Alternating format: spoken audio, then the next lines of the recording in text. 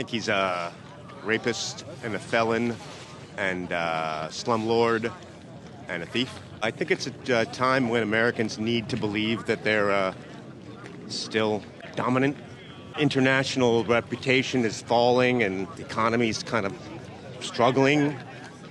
Americans, especially the men, need to feel macho again. People get scared. There's too much change. Things happening too fast. People want things to slow down. Oh my God, everybody was clapping, crying, singing. Everybody's very, very happy. I think everybody's excited for the next 4 years for the country, and it was a great atmosphere. I'm glad we were there. I especially like the part where he talked about the greatness of America and everything we've done since this country started. I think it was very moving, and I think it's, I love the part where he said this is the golden age of America. That's what we're looking forward to.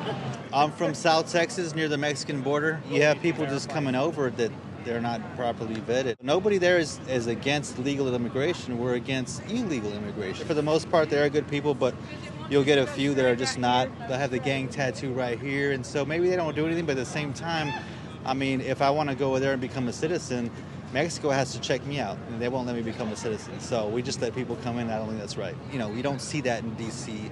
You don't feel that in, Colorado or Washington. We get to see it firsthand. I'm just afraid for my family. That's really what it is.